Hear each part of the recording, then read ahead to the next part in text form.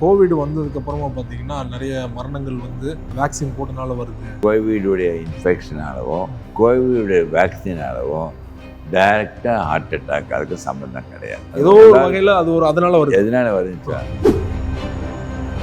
Comedy நடிகர் விவேக் ஆமாம், அவர்கள் கூட பார்த்தீங்கன்னா முதல் நாள் வேக்சின் போடுறாரு, அது எல்லா ஊடகங்கள்லையும் வருது. மறுநாள் பார்த்தீங்கன்னா அவர் ஹார்ட் அட்டாக்ல இறந்துறாரு அப்படிங்கிற செய்தி. அவர் என்னுடைய நெருங்கிய நண்பர், என்னுடைய பேஷண்ட் வேறு.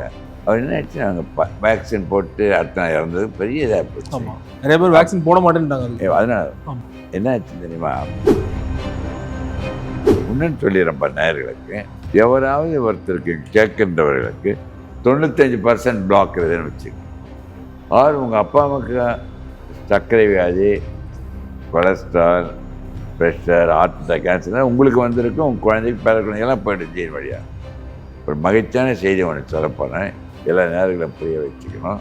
இதை பாருங்கன்னா, அதுக்கு முந்தி இரவு ஒன்று ரொம்ப கம்மியாக சாப்பிடணும். முழு வயிறு சாப்பிடாதீங்க, அரை வயிறு சாப்பிடுங்க. 1/4 வயிறு குடிக்கின்ற தண்ணீர். ஒரு இடத்துல 1/4 வாட்டர் நீட்டான், அப்புறமா தப்பாக எடுத்துட்டான். 1/4 குடிக்கின்ற தண்ணி 1/4 வயிறு காலியாக இருக்குது. அதை விட முக்கியமானது, காய்கறி பழம் நல்லா சாப்பிடுங்க. ஆயில் ரொம்ப கம்மியாக சாப்பிட்டு உங்கள் ஆயிலை கூட்டுங்க. உப்பு வந்து ஒரு நாளைக்கு 5 கிராமுக்கு மேலே சாப்பிடக்கூடாது. Water minimum 3 to 4 liters, 2.5 to 3 liters கட்டாயம். ஏன்னா உடம்புல இருக்கிற, நீ சொன்ன ஆச்சரியப்படுவீங்க, எத்தனை வயதுக்கு மேலே சார் நம்ம எச்சரிக்கையாக இருக்கணும், பாதுகாப்பாக இருக்கணும்? very அருமையான கேள்வி.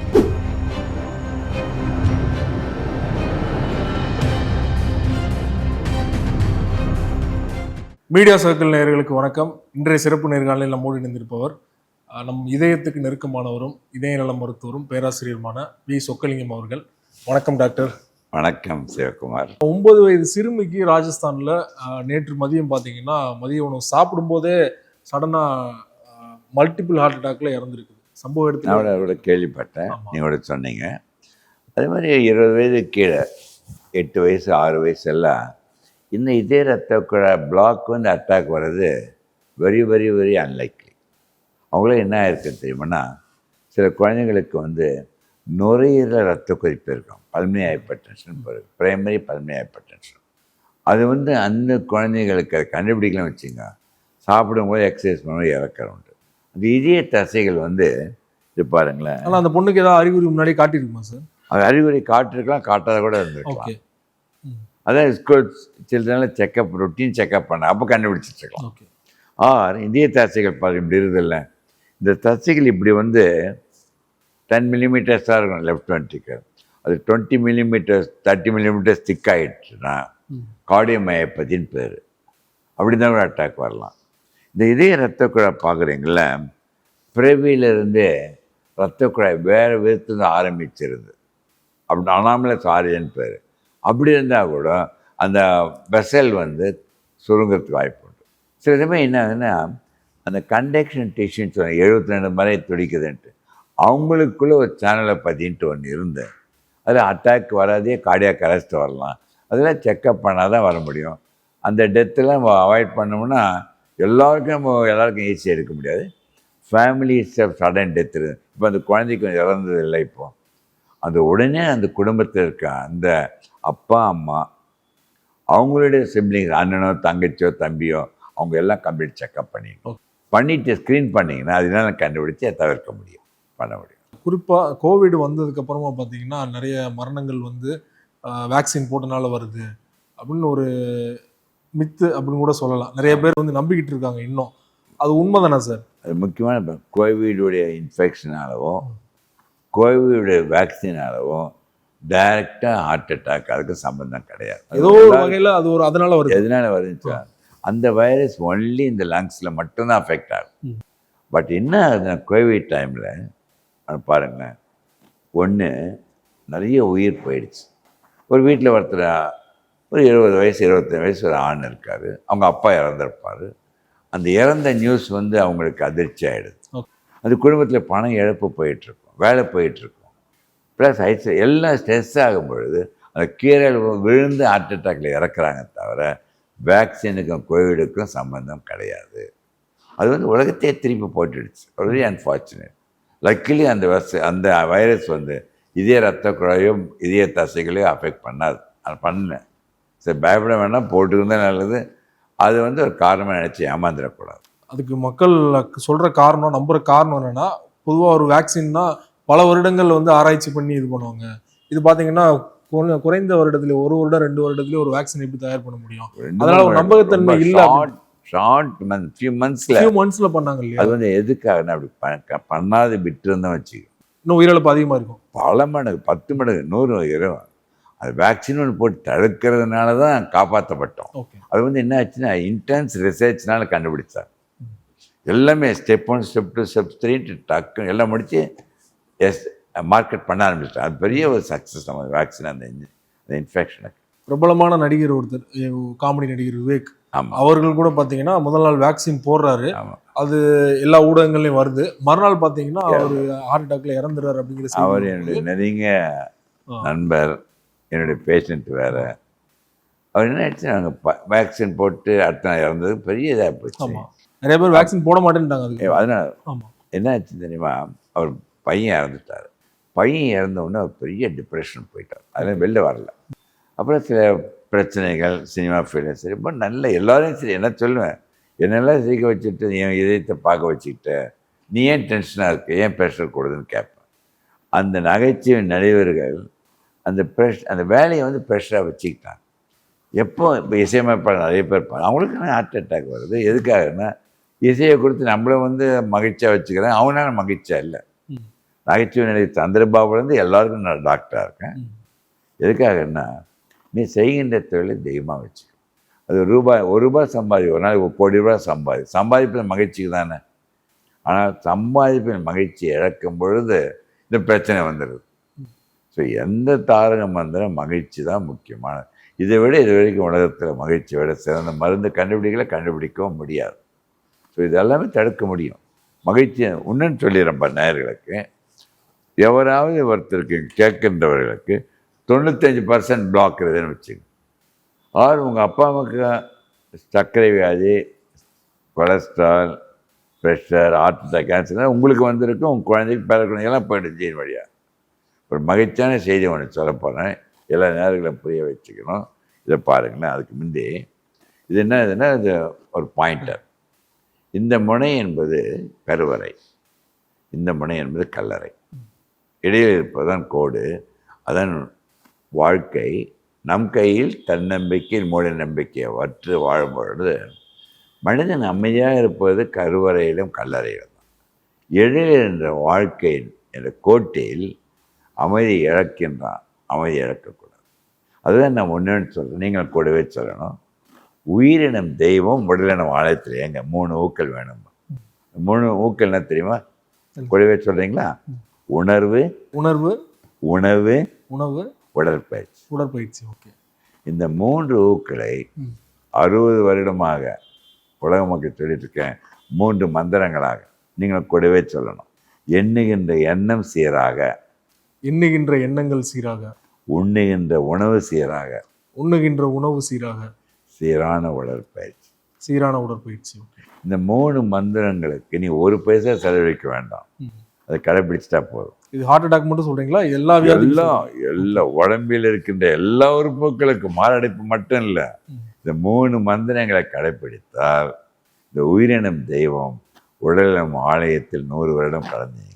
அது பண்ணும்போது என்ன ஆயிடுன்னா, இந்த இடைவெளி காட்டினேன் இல்லைங்க, 3 மந்திரங்கள் கடைப்பிடிக்கும் பொழுது அமைதியோடு இருந்தால் இதை பாருங்களேன், இதை கூடிக்கொண்டே போக முடியும். ஓகே.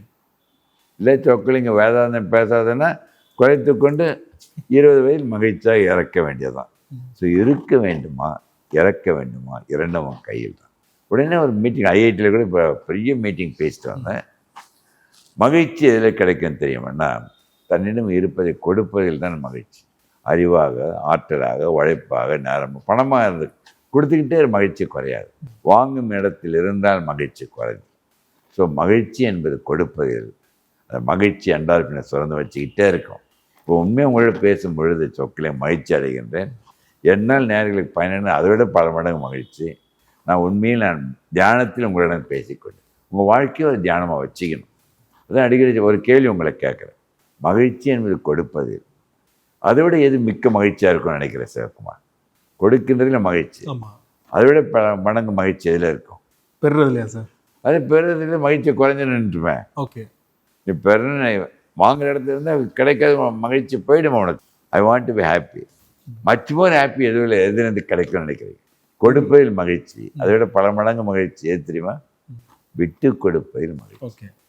விட்டு கொடுக்கின்ற ஒரு குணம் இருந்துட்டாச்சு. கணவன் மனைவி உறவுகள் உற்றங்கள் நாடுகள் எதுவுமே அழியாது. ஆமாம், giving is happiness, forgiving is much more happiness. அது ஞாபகம் வச்சுக்கிட்டு நீங்கள் ஒன்றுன்னு சொல்ல நினச்சிட்டு நீங்கள் வேலைக்கு சாப்பிட வேண்டிய அவசியமே இல்லை. வேண்டும் பொழுது மட்டும் சாப்பிடு. நைட்டு தூங்குறதுக்கு முந்தி குறைஞ்சது 3 மணி நேரத்துக்கு முந்தைய சாப்பிட்றணும். இரவு உணவு ரொம்ப கம்மியாக சாப்பிடணும். முழு வயிறு சாப்பிடாதீங்க, அரை வயிறு சாப்பிடுங்க. 1/4 வயிறு குடிக்கின்ற தண்ணீர். ஒரு இடத்துல 1/4 வாட்டர் நீட்டேன், அப்புறமா தப்பா எடுத்துட்டேன். 1/4 குடிக்கின்ற தண்ணி 1/4 வயிறு காலியாக இருக்க வேண்டும். அதை விட முக்கியமானது காய்கறி பழம் நல்லா சாப்பிடுங்க. ஆயில் ரொம்ப கம்மியாக சாப்பிட்டு உங்கள் ஆயிலை கூட்டுங்க. உப்பு ஒரு நாளைக்கு 5 கிராமுக்கு மேலே சாப்பிடக்கூடாது. Water minimum 3 to 4 litres, 2.5 to 3 litres கரெக்டாக. ஏன்னா உடம்புல இருக்கின்ற, நீ சொன்ன ஆச்சரியப்படுவீங்க, ஒரு மனிதனுடைய இதயம் வேலை பண்ண ரத்த குழாயில் தான் எல்லாம் ஆர்கன். உடம்பில் இருக்கின்ற ரத்த குழாய் நீளம் எவ்வளோ தெரியுமா? 100,000 கிலோமீட்டர். 1,00,000 கிலோமீட்டர் ரத்தம் குழாய் இருக்கிறதுனால நம்ம வாழறோம். பம்ப் பண்ணது 1,00,000 கிலோமீட்டர் ரத்தம் போகணும். அப்போ தான் ஒவ்வொரு மனிதனும் இருக்கின்ற செல்ஸ் நம்பர் எவ்வளோ தெரியுமா? 40 ட்ரில்லியன் செல்ஸ். இந்த 40 ட்ரில்லியன் செல்ஸ்னால் 40 ட்ரில்லியன் சொற்களையும் உயிருடன் இருக்கின்ற இப்போ நான் பேசும்போது அது அனைத்தும் வேலை செய்யணும்னா இதே நல்லா வேலை செய்யணும்னு நினைக்கிறேன். ஸோ சாப்பாடு ரொம்ப கேர்ஃபுல்லாக இருக்கணும். உடற்பயிற்சி மிக முக்கியம். சாப்பாடு கேர்ஃபுல்லாக இருக்கணும்னா அதிகமான கொலஸ்ட்ரால் இருக்குதா, ஆயில் எடுக்கக்கூடாதா? என்ன எந்த சாப்பாடுன்னா ஒரு பிளேட் எடுத்துங்க. ஓகே. அரை பிளேட்டு காய்கறி பழங்கள், 1/4 பிளேட்டு கார்போஹைட்ரேட், அரிசியோ கோதுமையோ, 1/4 பிளேட் ப்ரோட்டீன், அது வெஜிடேரியன் நான் வெஜிடேரியன் எல்லாமே வச்சுக்கலாம். ஆயில் பார்த்தீங்கன்னா பெஸ்ட்டு ஆயில் அரிசி தவிட்டில் இந்த rice brand oil. Rice brand oil. Okay. நல்லெண்ணெய், சூரியகாந்தி எண்ணெய், கடலை எண்ணெய், பாம் ஆயில் சாப்பிடாதீங்க. தேங்காய் எண்ணெய் மிகவும் குறைக்கணும். நெய் சாப்பிடக்கூடாதா? வேண்டாம், பெட்டர். தேங்காய் நெய்ன்றது நீங்கள் வெஜிடேரியன் நினச்சி, நெய் நான் வெஜிடேரியன். பட் அது ரொம்ப கம்மியான கொலஸ்ட்ரால் அதிகமாக இருக்குது. எந்த நட்ஸ்லேயும் கொலஸ்ட்ரால் கிடையாதுங்க, புரிஞ்சுக்கணும். எனி ஃபுட் அதாவது வெஜிடபிள் கிங்டம், தாவர உணவுகள் அனைத்தும் 0 கொலஸ்ட்ரால். பட் அதுக்காக பாதாம் பருப்பில் தோலுடன் சாப்பிடுவோம். அதை எடுத்து என்ன பண்ணாங்க, பொரித்து வறுத்து நெய்யை போட்டு உப்பை போட்டு இது பண்ண கெட்டுடுது. ஸோ 4-5 அதிகம் சாப்பிட்டா வெயிட்டு போட்டு. ஸோ இந்த மாதிரி வாழ்க்கை முறை வச்சுக்கிட்டுனா ஒன்றுமே இல்லை. குறிப்பாக ஒரு வயதுக்கு மேலே நான்வெஜ் கம்மி பண்ணிக்கிறது நல்லது அப்படின்னு. அது இப்போ உண்மை தானே சார்? அதுக்கும் உடல்நல சார்ந்த பிரச்சனைக்கும் எதுக்கு தெரியுமா சாப்பிடலாம். அந்த எனர்ஜி யூஸ் பண்ணுற அளவுக்கு நம்ம எக்ஸசைஸ் இருக்காது இல்லை. ஓகே. செரிமானம் ஆகணும். எக்ஸசைஸ், ஏரோபிக் எக்ஸசைஸ் ரொம்ப ரொம்ப முக்கியம். அது நடக்கலாம், நீந்தலாம், ஓடலாம், எதுனாலும் பண்ணிக்கிட்டே இருக்கணும். கீப் மூவிங், கைனட்டிக்காக இருக்கணும், டைனமிக்காக இருக்கணும். அப்போ தான் உங்களுக்கு ஹெல்த்தியாக இருக்க முடியும். இப்போ 30 வயதை கடந்தவங்களுக்கு ஒரு பயம் வரும். குறிப்பாக அப்பப்போ ஸ்மோக் பண்ணுறவங்களுக்கு, ட்ரிங்க்ஸ் பண்ணுறவங்களுக்கு ஒரு பயம் வரும். திடீர்னு ஹார்ட் ஏதோ அமுக்குற மாதிரி இருக்கும், இல்லைனா பேர்ன் ஆகிற மாதிரி இருக்கும். ஸோ அந்த பயம்லாம் இருக்குது இல்லையா? ஸோ அதெல்லாம் நார்மல் தானா? இல்லைனா ஐயோ, நார்மலாக 100% கிடையாது.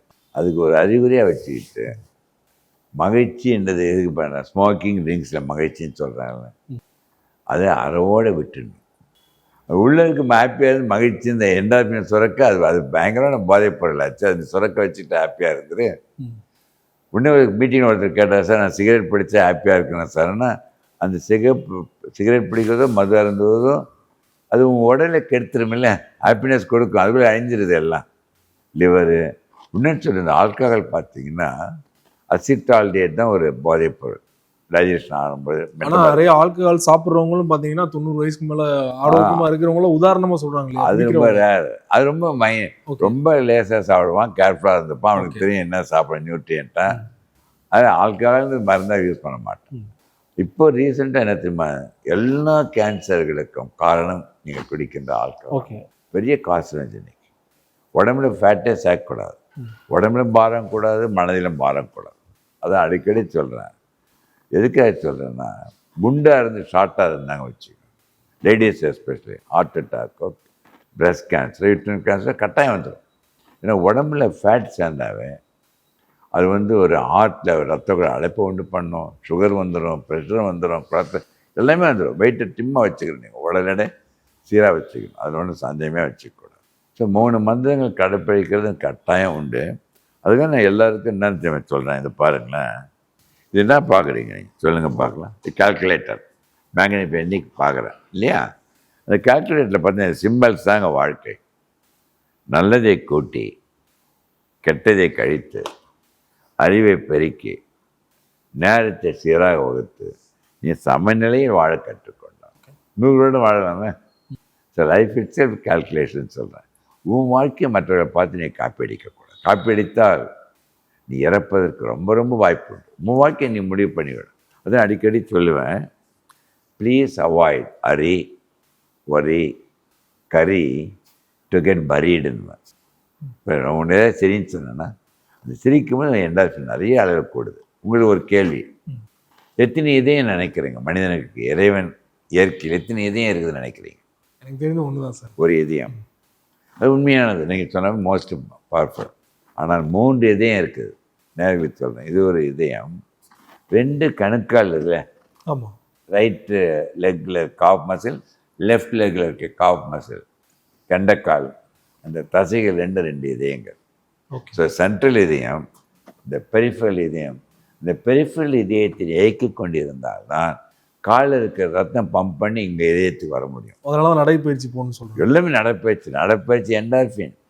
பெரிஃபரல் ஹார்ட்டை ஸ்டிமுலேட் பண்ணுறீங்க, இன்னும் வந்து நீங்கள் ஹார்ட்டை ஸ்ட்ராங்காக வச்சுக்க முடியும். சோம்பேறித்தனமாக இருந்து படுத்தீங்கன்னா தீர்ந்து போச்சு, உங்களை கொண்டு விடும். அது எல்லாமே அதான் நான் சொல்கிறேன். எத்தனை வயதுக்கு மேலே சார் நம்ம எச்சரிக்கையாக இருக்கணும், பாதுகாப்பாக இருக்கணும்? வெரி அருமையான கேள்வி. 20 வயதான பிறகு ஒவ்வொருவரும் என்ன பண்ணோம்னா 5 டெஸ்ட்டு கட்டாயம் பண்ணியிருந்தாங்க. இப்போ blood pressure, blood sugar, cholesterol, ஒரு இசிஜி, எக்ஸ்ரே செஸ்ட். இது 5 எக்ஸ்ரே செஸ்ட், இசிஜி 20 வயசில் பண்ணிவிட்டு 5 வருஷத்துக்கு ஒரு தடவை பண்ணிக்கணும். 40 வயதான ஒவ்வொரு வருடமும் பண்ணணும். அந்த இசிஜி எக்ஸ்ரே செஸ்ட்லேயே பார்த்தீங்கன்னா உங்களுக்கு தெரிஞ்சிருமா ஹார்ட் அட்டாக் வாய்ப்பு இருக்கா இல்லை? Plus blood sugar, cholesterol and blood pressure. Block இருந்தாலும் தெரிஞ்சிடும். பிளாக் இருந்து தெரியுது, ஒரு அறிகுறியே கண்டுபிடிக்கலாம். பிளாக்குன்னு தெரிஞ்சு ஆஞ்சியோகிராம் பண்ணால் தான் பிளாக் தெரியும். பட் ட்ரெட்மில்லாக பண்ணால் கண்டுபிடிச்சுன்னா எக்கோ கார்டியோகிராம் சிம்டம்ஸ் வச்சு எல்லாம் சொல்லி. எதுக்கு சொல்கிறேன்னா, இந்த ரத்த கொதிப்பு, சர்க்கரை வியாதி, பிளட் ப்ரெஷர், ரத்த கொதிப்பு சொல்லல. ஸோ ரத்த கொதிப்பு, சர்க்கரை வியாதி, ரத்தத்தில் கொலஸ்ட்ரால், சைலண்ட் கில்லர் பேருங்க. உங்களுக்கு தெரியவே தெரியாது, கொண்டுக்கிட்டே இருக்கும். அன்லஸ் பண்ணி மாடிஃபை பண்ணிட்டு they can live normal life. சரி, இப்போ மறுபடியும் ஒரு கேள்விக்கு வரேன். ஒரு யாராவது பார்க்கின்ற நேயர்களுக்கு 95 பங்கு இன்றைக்கி அடைப்பு இருக்குது. சொக்கலிங்க சொல்கின்ற 3 மந்திரங்களை வாழ்க்கை முறையை கண்டுபிடித்தால் 1 வருடத்தில் 95 பங்கு இருக்க அடைப்பு இரத்த குழாய் 0வாக மாறிவிடும். டேப்லெட் எதுவும் எடுக்காம வாழ்க்கை முறை, சிலருமே மருந்துகளுக்கு ஆலோசனை பிறகு சாப்பிடணும், சிலதுக்கெல்லாம் அது குறைஞ்சிக்கிட்டே வந்துடும். சரி, எங்கிட்ட 100 பேஷண்ட் வராங்க வச்சுங்க. 95% ஸ்டென்ட்டோ சர்ஜரி, இப்போ சர்ஜரியே பண்ண வேணாம், ஸ்டென்ட்டுக்கெல்லாம் போகிறதில்ல. 5% போடணும். ஏன்னா இது கரைவதுக்கு 1 வருஷம் ஆகல, அதுக்குள்ளே ஆகிடும்னு நினச்சி அது பண்ணிவிடுவேன். அதை வச்சுக்கணும். இன்னும் குட் நியூஸ் எல்லா நேர்களுக்கு, உங்கள் அப்பா அம்மா மூலம் இந்த வியாதிகள் வந்துடுச்சு வச்சுங்க. இன்னிலேருந்து சொக்கலிங் சொல்வதை 9 வருடம் கடைப்பிடித்தால் போதும், இந்த ஜீன் அந்த வியாதியின் தன்மையை இழந்து விடுகிறது. அதுவும் மனசில் வச்சுக்கணும். ஸோ வாழ்க்கை ஒரு இனிய பயணம், பந்தயம் இல்லை. பிரச்சனையற்ற மனிதன் உலகத்தில் இருக்க முடியாது. பிரச்சனையில் வாழ கற்றுக்கொள்ள வேண்டும். ஹார்ட் பிளாக்கேஜ் கூட வந்து ஜெனட்டிக்காக வருமா சார்? ஜெனட்டிக்காக ரொம்ப ரொம்ப ரேர். பட் அப்பா அம்மாவுக்கு 50 வயசில் ஹார்ட் அட்டாக் வருது. குழந்தைங்க பார்த்துக்கிட்டே பார்க்குறாங்க, அப்பா அம்மா பார்த்து அந்த பழக்கங்கள் வரும்போது அவனுக்கு 25 வயசில் அட்டாக் வருது. ஸோ ஜெனட்டிக்காக அவருடைய influence is very very negligible. ஜீனாகவே இருந்து வச்சுங்க, 9 வருஷத்துல மாற்றி எடுத்துலாமில்ல, கரைச்சி. அதுக்காக நான் கடைசியாக அவனுக்கு சொல்லணும்னு பார்த்தேன். இது பாருங்களேன், இந்த சார்ட்டில் பார்த்தீங்கன்னா நீங்கள் ஆன்சர் சொல்லணும்.